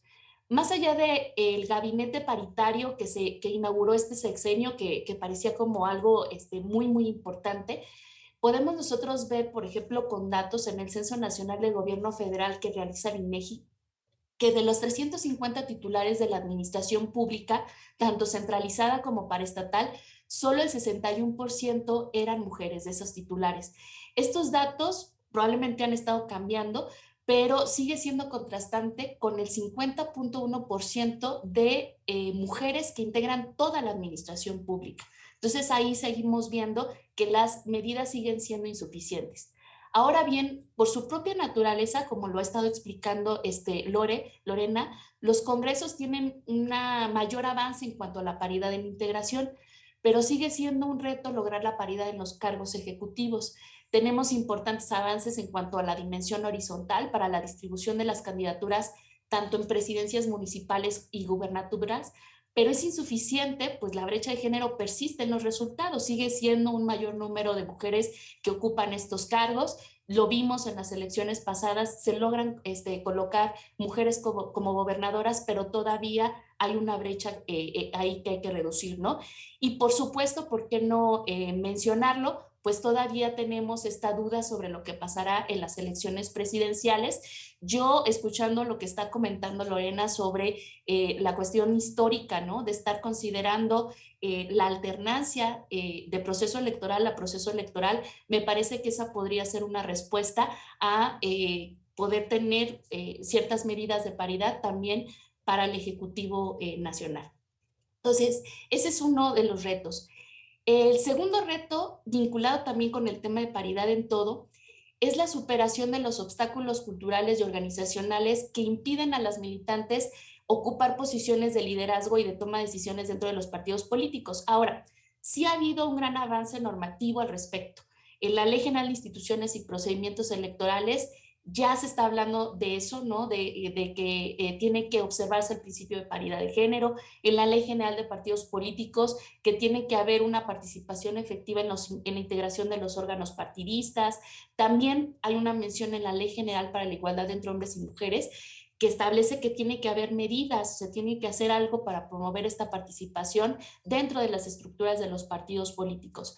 Pero la resistencia continúa y ha sido trascendental, ya también lo mencionaban mis compañeras, la férrea defensa de los tribunales electorales para garantizar la paridad en los órganos de dirección partidista, en donde yo creo que lo que podríamos resaltar es que ha garantizado la aplicación de la interpretación amplia del principio de paridad, contrario a lo que se pide o se defiende en los partidos políticos de una interpretación literal de la norma y los estatutos de esos partidos políticos, ¿no? Que muchas veces no consideran la integración partidaria en sus estructuras internas.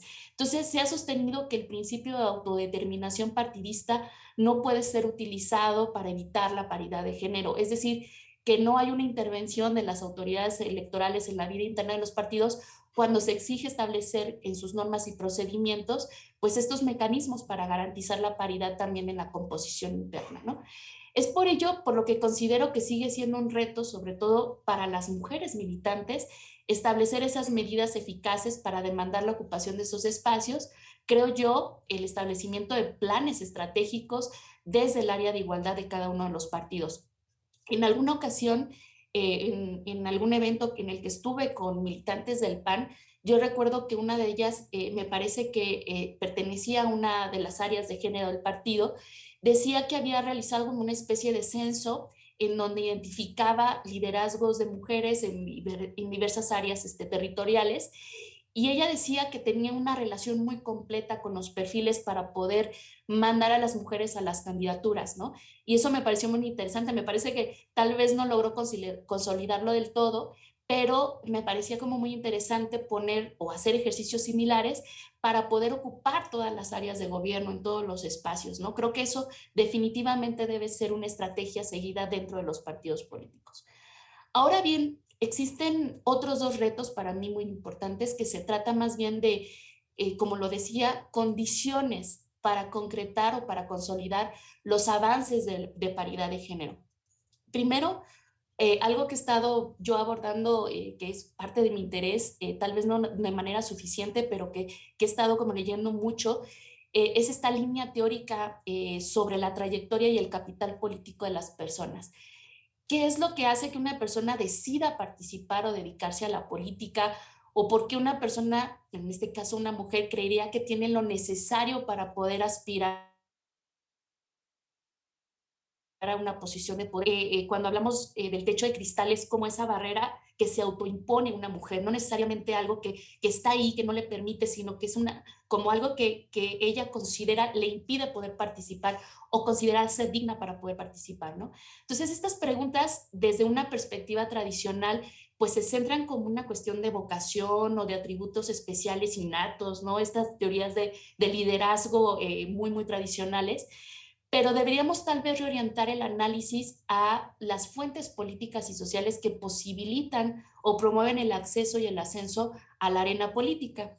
Las personas tienen, de hecho, recursos que pueden, sí, adquirirse en los espacios que no están relacionados con la política formal, como pueden ser las relaciones familiares, la educación, el liderazgo, por ejemplo, de estudiantes cuando son estudiantes en universidades o en el trabajo, pero también es algo muy importante los recursos que se adquieren cuando son militantes dentro de partidos políticos, es decir, es un capital que se adquiere con la experiencia partidista, ¿no? Este último también va acompañado muchas veces, no solamente es el capital político, sino también el capital económico, ¿no? Que puede ser muy importante, trascendental para poder consolidar campañas electorales, ¿no? Y poderle apostar, aventarte a aspirar a una candidatura electoral. Entonces, yo creo que es importante que para que las mujeres puedan ocupar, es importante, perdón, que las mujeres puedan ocupar cargos directivos dentro de los partidos políticos, pero también que se desarrollen estrategias bien claras para que puedan desarrollar este capital político y económico, es decir, establecer contacto con grupos de apoyo, ya sea de bases sindicales, empresariales o de cualquier otro tipo que permitan finalmente apoyarles como aspirantes a candidaturas, ¿no? Para esa movilización del voto, para esa movilización de los recursos. Sara lo decía muy bien en su presentación, el dinero es trascendental, es fundamental para poder desarrollar una trayectoria política. Sabemos de investigaciones que han realizado varias compañeras que las mujeres y sus familias son las principales que están financiando sus campañas, incluso se endeudan, salen a las calles, utilizan sus propias redes sociales en internet para poderse promover, lo cual pues es como una muestra de esa falta de capital político y económico incipiente, ¿no? Y yo creo que es una responsabilidad de los partidos políticos fortalecer estas áreas, ¿no?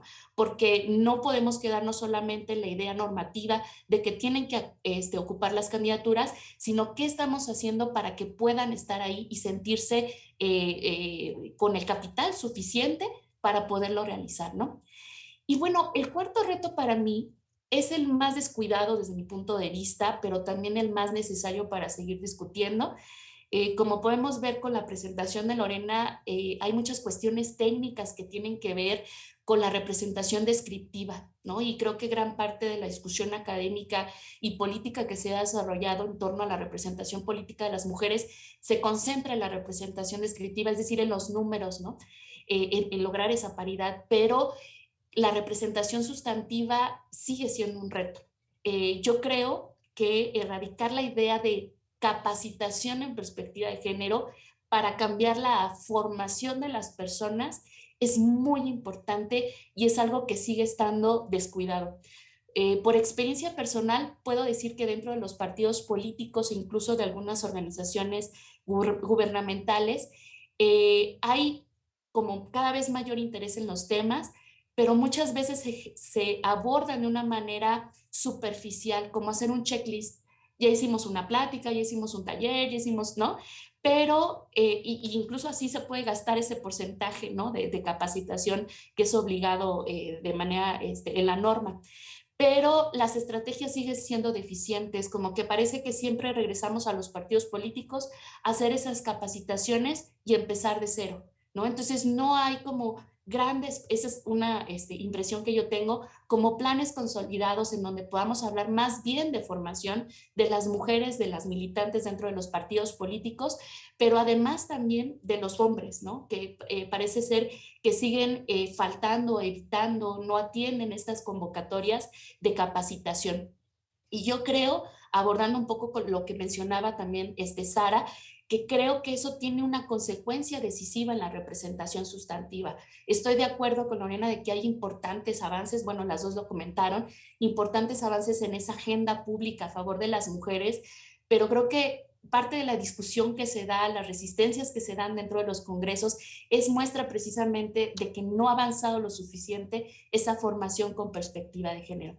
En este sentido, yo aquí creo como universidades e instituciones de educación superior seguimos teniendo esa deuda. O sea, creo que formamos parte de ese reto o de ese problema, porque somos formadoras de todos estos profesionistas que se están integrando a los partidos políticos o al servicio público, pero también que estamos ofertando cursos de actualización y que no estamos brindando tal vez necesariamente esa información de manera más eficiente, ¿no?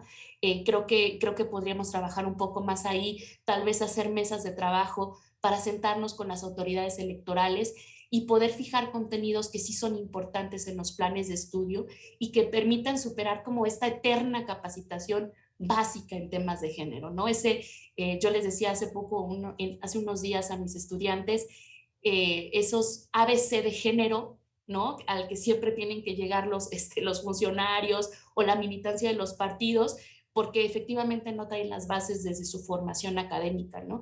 Entonces yo quería como cerrar un poco con esto, tal vez por mi formación universitaria, que creo que es un importante reto para hombres y mujeres, tener una formación en perspectiva de género para poder producir propuestas mucho más asertivas que atiendan la agenda de mujeres.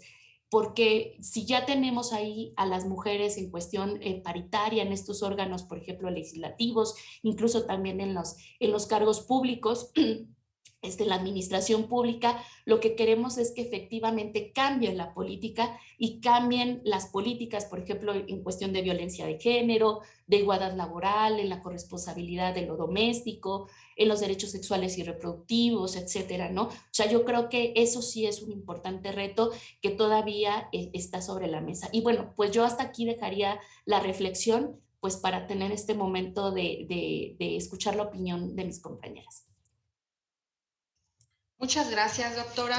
Pues, insisto, el tema está muy interesante. Creo que las propuestas, el recorrido que nos han hecho histórico, la participación de cada una de ustedes, pues nos ha planteado aspectos bien importantes sobre el tema. Y bueno, a continuación les voy a pedir que por favor retroalimenten la intervención de sus compañeras dialogantes, por lo que le pido en este caso a la doctora Sara, por favor, comentar lo que considere sobre la participación tanto de la doctora Vanessa como de la maestra Lorena. Adelante, por favor, doctora Sara.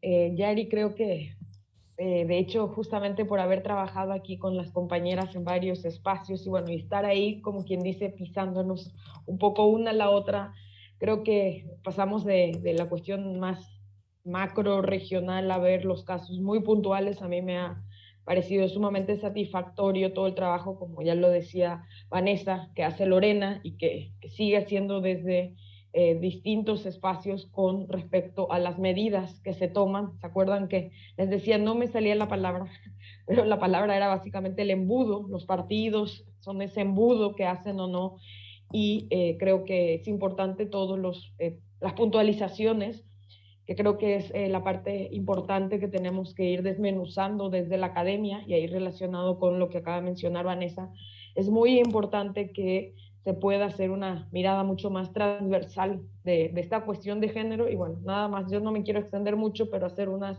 puntualizaciones nada más de el género, toda esta cuestión de la perspectiva de género, la transversalización e institucionalización de la del género en México no es un asunto exclusivo de las mujeres. Hace poco estaba en un espacio de formación justamente de un nivel de secretaría federal, y es un espacio reservado para las unidades de género, entonces volvemos como hace 100 años a que la cuestión de los derechos es del grupo al cual pertenece la población. Creo que en ese sentido toda la literatura sobre movimientos sociales nos ha demostrado que no necesariamente hay que pertenecer a un grupo en este caso excluido, vulnerado, etcétera, para poder trabajar en esas agendas. Eso es por un lado, o sea, la transversalización, y ahí estoy de acuerdo con ambas colegas, pasa mucho por las instituciones. En el caso de Argentina es muy claro que lograron la paridad sin que tengan la norma de paridad antes de haber legislado al respecto, justamente porque estaban las compañeras, ¿verdad?, en los tribunales electorales diciendo estas listas van, estas listas no van. O sea, sí, es una cuestión de redes, pero no es un trabajo exclusivo de un sector. Las mujeres, la verdad que el 8 de marzo y el 25 de noviembre estamos cansadas de estar con estas cuestiones como extralimitadas en una mirada como de sobreexplotación, porque hay que hablar de esto, claro que hay que hablar, hay que hacer la reflexión. No me parece menor lo que dice Vanessa con respecto al rol que tienen las universidades. A mí me tocó estar en la UNAM justamente con el último paro, la toma de la universidad, que se logró el cambio en el estatuto universitario, lo cual es una conquista de un grupo de mujeres que tomaron las instituciones, en este caso tomaron la universidad. Entonces creo que tanto la institucionalización le compete a las instituciones públicas, le compete también a la sociedad en general. Creo que esta cuestión de cambiar la perspectiva de género va desde lo personal, que es político, desde los espacios en los cuales estamos universitarias, como académicas, como autoridades de las instituciones públicas, pasa por la cuestión universitaria.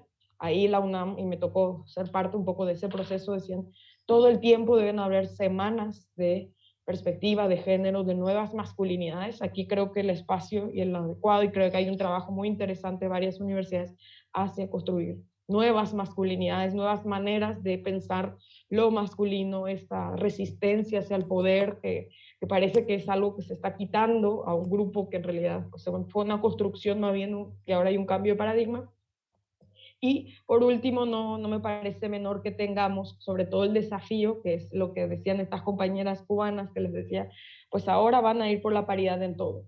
Todas aquí creo que estamos sumamente expectantes con respecto a cómo nos va a ir eso ya en términos del Ejecutivo, del Judicial, que son otros tres poderes. Aquí sobre todo vimos legislativo por el trabajo que hacemos las tres, pero los otros poderes y esa construcción, sobre todo a nivel del Ejecutivo, que es una candidatura personal, es todo un desafío que creo que a mí me preocupa mucho siempre que México tenga que estar amarrando todo, poniéndole candados, cuando en realidad la construcción es una perspectiva, yo creo mucho es desde abajo. Creo que podemos hacerlo desde la universidad, desde espacios como este, por eso celebro este espacio, donde construyamos conocimiento desde las redes, desde lo comunitario, creo que eso ha aportado, y cierro con esto, han aportado mucho los feminismos latinoamericanos de construir, como decía Vanessa, feminismos que no son únicos, que no son exclusivamente individuales, sino que son colectivos, y ahí los aportes que tenemos, sobre todo de mujeres en la política, que no son, es eso, las capacidades, creo que debemos dejar de cuestionar que son más capaces o no, tienen una expertise en el campo, en el liderazgo social, en formación sobre cuidados, sobre tierras, territorios, sobre luchas y resistencias que le podrían dar cátedra a mucha gente que tiene muchos títulos, y creo que ahí es donde tenemos que fortalecer a las mujeres desde abajo y desde lo colectivo. Una de las pláticas que me tocó dar a un partido, justamente les decía, nadie nos habla del autocuidado, nadie nos habla de todo el tema que hay detrás de este desgaste en campañas de 24/7, del cumplir la triple jornada. Toda esa parte creo que llega al final una persona como Dilma, pensemos en el caso nuevamente de Dilma, o de Marichuy Aparicio, en este caso en México, que terminan una campaña presidencial o terminan una presidencia sumamente agotadas, y simbólicamente, retomo ahí mi comentario, para las que estamos observando eso, para las otras personas que están afuera, ese es el costo de la política. el costo es tan alto y el costo simbólicamente significa que no vamos más a participar porque es muy violento, es muy cruel, se manosea mucho la vida privada de las personas.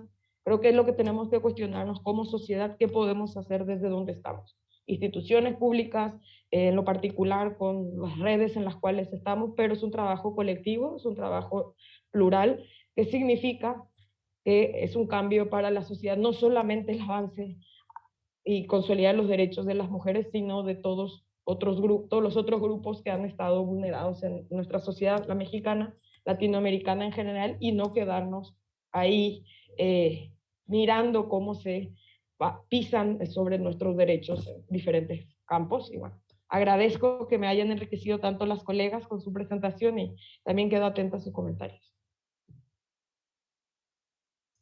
Muchas gracias. Muchísimas gracias.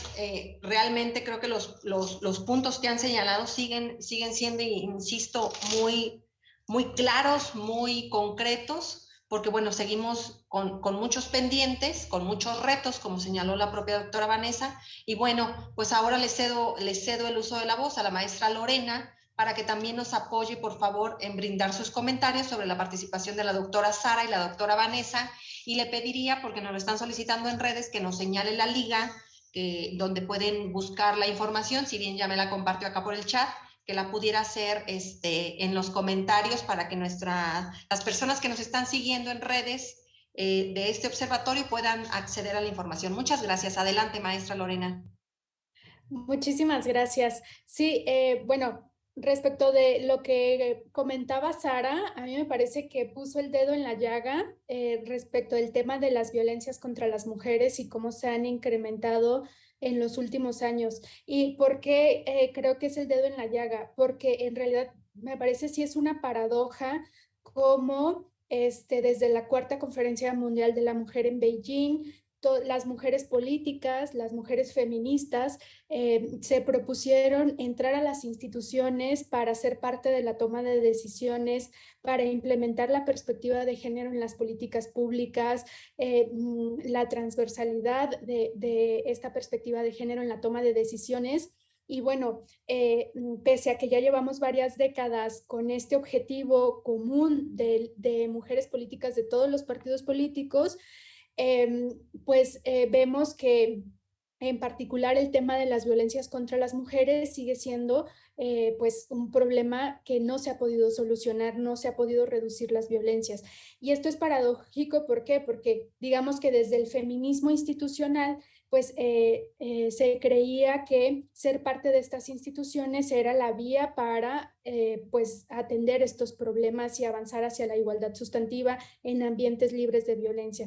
Entonces, si las cifras nos reflejan otros datos, pues significa entonces qué está pasando, ¿no? Yo tengo varias hipótesis al respecto porque me parece que no es sencillo entender por qué estas medidas institucionales no han tenido efecto para reducir las violencias, y una de ellas tiene que ver con que ha habido un entramado legislativo muy importante. Desde 2007, Marcela Lagarde hizo toda una ley que es, digamos, la política del Estado contra las violencias contra las mujeres, incluido el feminicidio. En 2007 se aprobó esta ley, la Ley General de Acceso de las Mujeres a una Vida Libre de Violencia.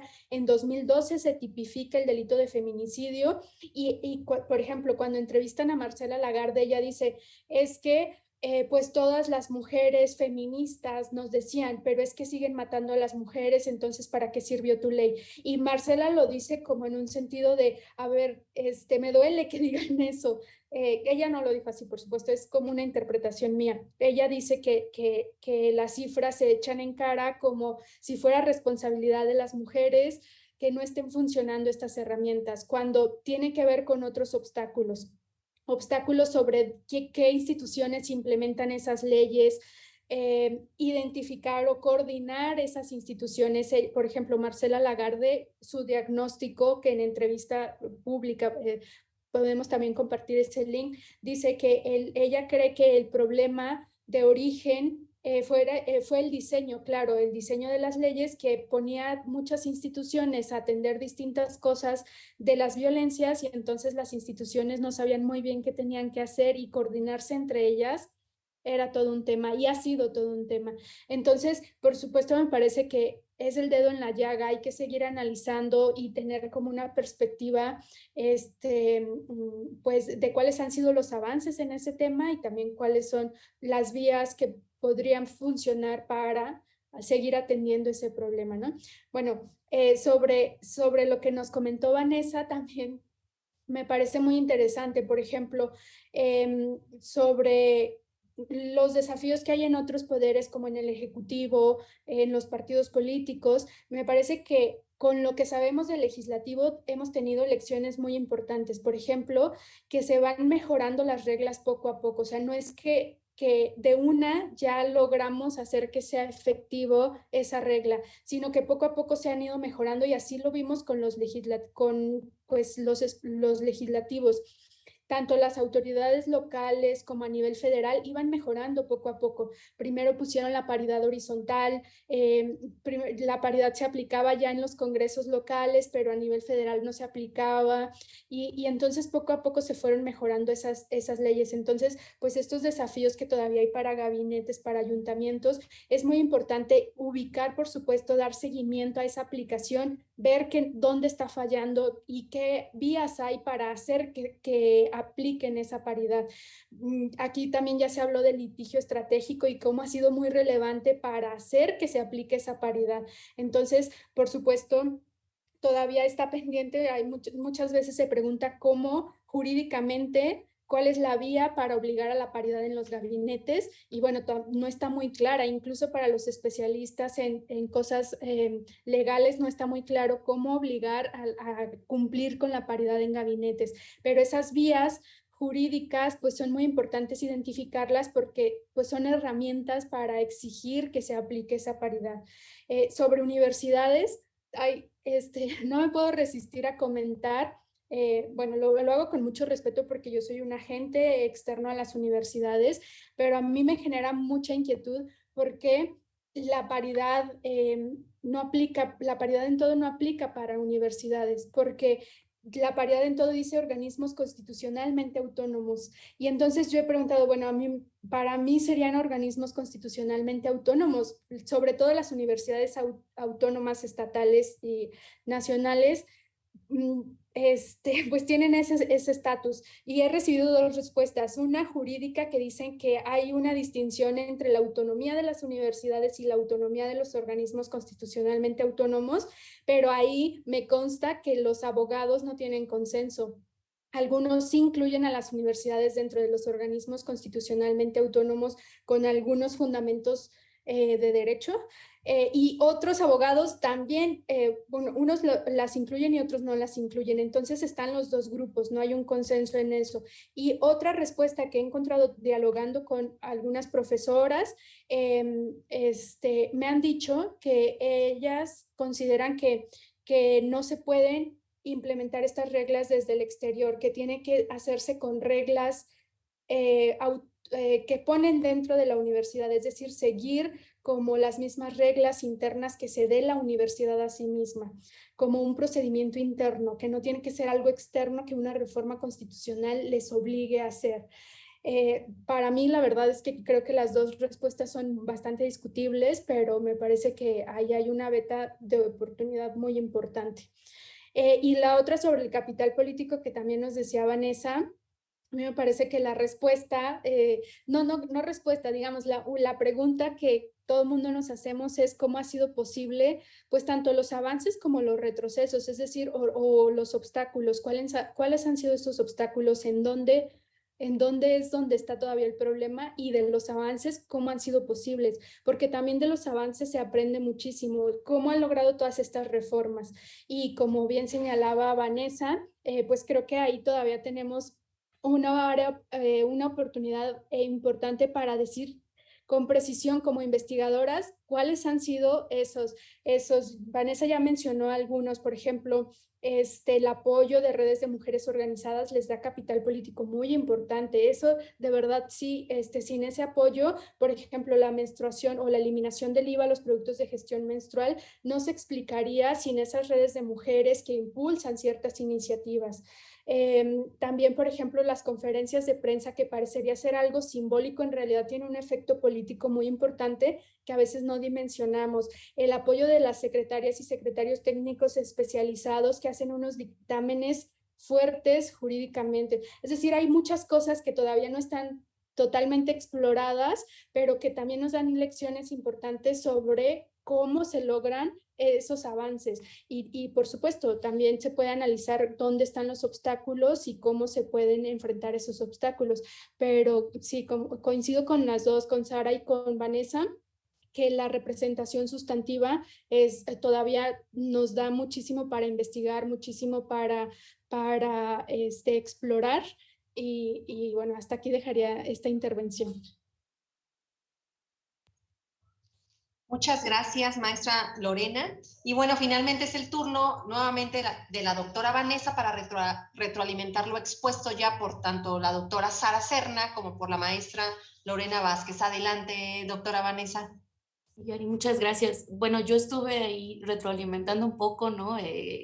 Cuando participé, pero efectivamente el énfasis, como lo menciona Lorena, en esta paradoja que nos plantea desde el principio, Sara, yo iba escuchándola y decía, por supuesto, ¿no? Porque finalmente es algo que ya se ha también puesto sobre la mesa, sobre todo en las mesas feministas.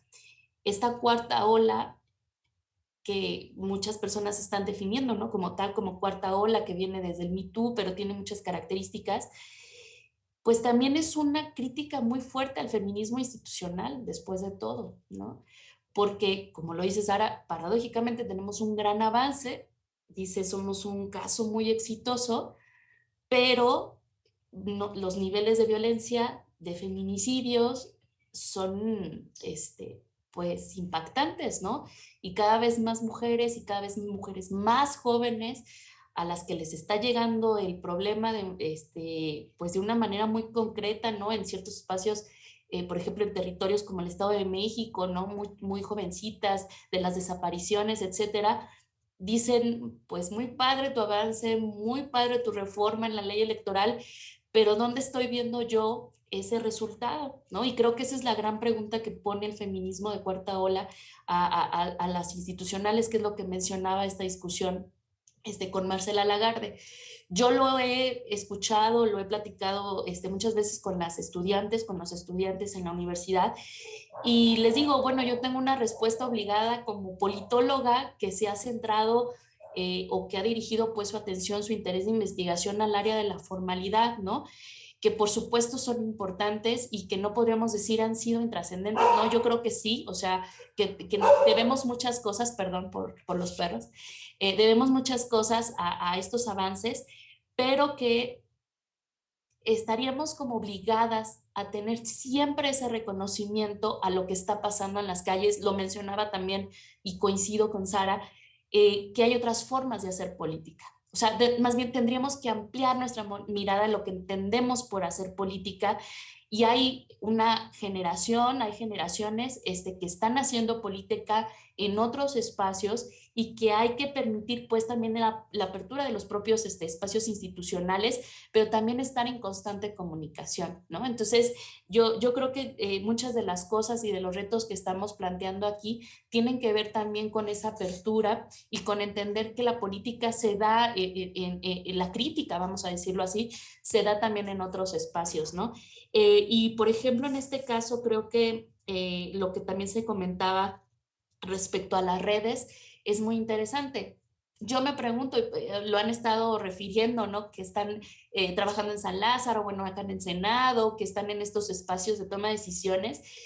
Y yo me pregunto, o sea, en realidad se da ese debate en cuestiones tan importantes de la agenda de las mujeres, pero en donde se pueda ver esa comunicación con estas generaciones, o sigue siendo un grupo de mujeres políticas que de alguna manera están en una situación de privilegio, ¿no? Sí hay una mayor apertura a otras perspectivas. Yo diría que sí, pero lo pongo pues aquí a discusión, porque obviamente ha habido la inclusión de otras demandas, ¿no? Lo decían, de la cuestión de la diversidad sexual, las demandas de la población afrodescendiente, indígena, pero yo realmente tengo una duda de si es suficiente o sigue siendo una mirada muy privilegiada.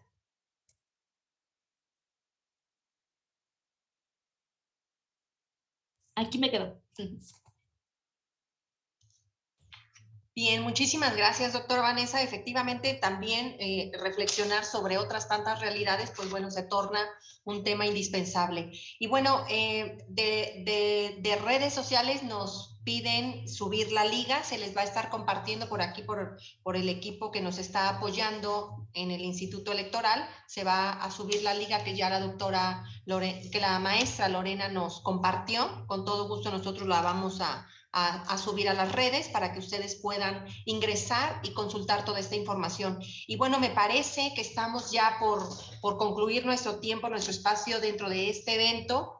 Creo que ya no hay más preguntas y me apoyan con alguna información. Creo que las personas que nos siguen a través de YouTube, las personas que nos siguen lo que es en Face, me parece que no han planteado alguna pregunta.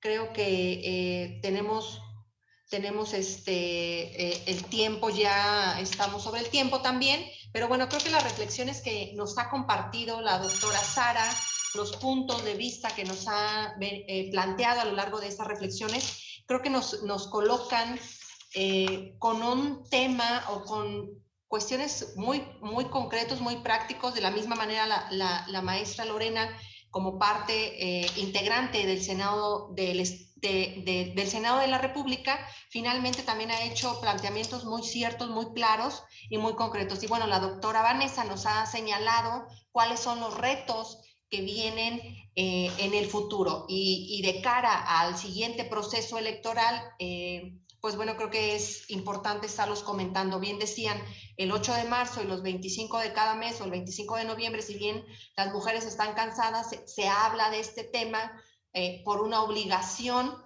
Lo cierto es que todavía hay muchísimo que reflexionar sobre estos temas. ¿Por qué? Porque finalmente la perspectiva de género es algo que no todas las personas poseen. Acaban de señalar ustedes que el hecho de que haya demasiados títulos en una persona no implica que tenga interiorizado estos conceptos y que por lo mismo pueda gestionar algún tipo de política pública, algún tipo de cambio para que efectivamente las mujeres que están involucradas en esta cuarta ola pues no sigan siendo revolcadas o violentadas en los distintos espacios que cada una de ellas ocupa. Entonces, pues no, si no hay más intervenciones, si no hay más opiniones o preguntas, comentarios de la gente que nos está siguiendo a través de las redes sociales del observatorio, pues bueno, yo no tengo más que agradecer a todas ustedes, participantes de este evento, de este conversatorio que dialogaron el día de hoy. Y me permito, bueno, pues informarles que se les hará llegar un pequeño reconocimiento a su correo electrónico por esta destacada participación en ese conversatorio. Agradecer que nos hayan compartido sus opiniones, su tiempo, su espacio, sus experiencias y, por supuesto, sus inquietudes sobre este tema. De esta manera, pues bueno, me despido. Llegamos al final de este conversatorio, no sin antes invitarles a todos a la jornada, a todos y a todas, a la siguiente jornada que tendremos próximamente con el tema Análisis de sentencias de violencia política contra las mujeres en razón de género. Espero que puedan también consultar estas invitaciones a través de las propias redes del observatorio y de las instituciones que somos integrantes del mismo. Y bueno, a nombre de este Observatorio de Participación Política de las Mujeres en el Estado de Guanajuato, del Tribunal Estatal Electoral de Guanajuato, del Instituto Electoral del Estado de Guanajuato y del Instituto para las Mujeres Guanajuatenses, agradezco de verdad la participación de todas ustedes. Y bueno, pues les doy la más cordial agradecimiento y les deseo muy buena tarde, buen fin de semana. Gracias.